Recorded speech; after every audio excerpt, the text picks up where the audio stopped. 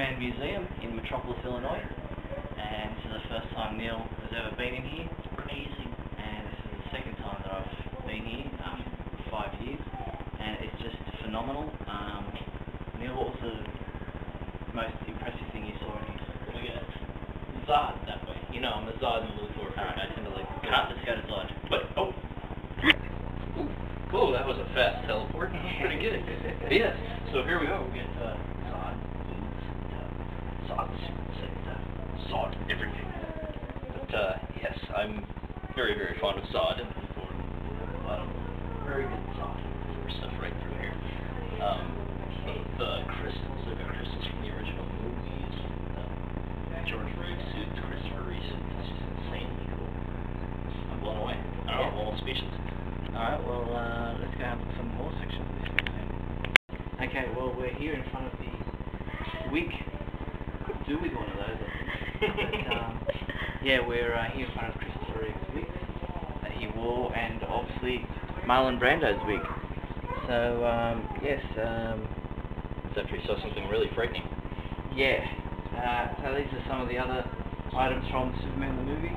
And if you come to your left, you'll see a scary mannequin wearing the Christopher Reeve costume, which is quite awesome. And some of these, The Nuclear Man and Superman, what would you call them? Props that Props, they use yeah. for Looks flying. like that actually makes a Nuclear Man look kind of cool, which is, I thought it possible. And then up above us, you can see you've got the poor ill-fated astronauts that they're sitting out. Okay, let's move on.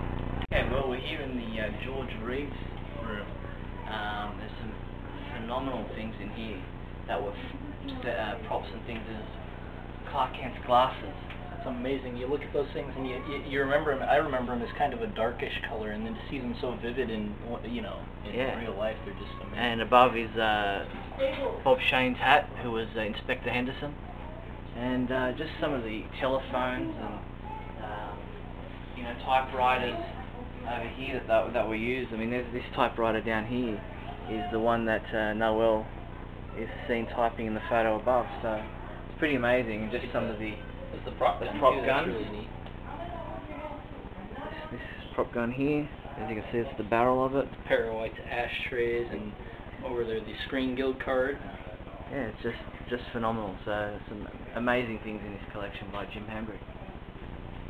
So let's move on. We'll show you the Lois and Clark section. Neal? We're here in the Lois and Clark section. This is a dress that Terry Hatcher wore in an episode from the first season of Lois and Clark. As you can see, some of the photos there. Some more dresses that Terry Hatcher wore. And the wedding dress from the wedding episode of Lois and Clark. We've got, to your right, some suits worn by Dean Cain. I was commenting, if you look over here, so here's the old suit, you know. You think, man, I could take Dean Cain, you know, he's a small guy. And then mannequin. And you come over here and you're like, sir, can I get your car for you, sir? You know, because he's so, massive guy. But it's weird because George Reeves over there, the suits, it makes him look bigger than Dean Cain, which surprised me because I always thought he was smaller, because maybe because of the age of the TV or the size of the set. But it's just really neat because you never picture them as the size that they really are in real life. Well, to your right here, you've got some of the coats, well, the famous coat that was in a lot of the promo photos of Terry Hatcher and Dean Cain from this first season. So some amazing stuff in this collection, as I said already. So let's go over and see Kirk Alyn's phone booth. Right, how many fan booths can we fit in the one? So here we are in, this is Kirk Alyn's phone booth.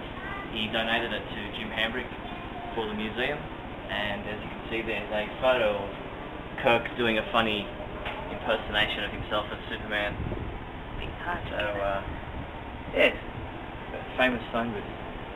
Okay, well in this section is like all the merchandise and paraphernalia that's been collected over the years, things that you can slap an S on it, they've done it. There's, shoes and statues obviously, and t-shirts and action figures and cardboard standees. We've got some Superboy stuff here with the Bizarro Superboy. Makes me feel old because I have some of this stuff. Yeah, well, some of these Man of Steel action figures in this display were around the time that I was started collecting this stuff. Got the Superman Doomsday Hunter Prey and Conduit. And we've got Superman cassettes and jigsaw puzzles and Superman dolls and balls and watches galore. All 70s cups and watches that you can put on your wrists and watches you can put on your wall. Watches of all kinds, clocks,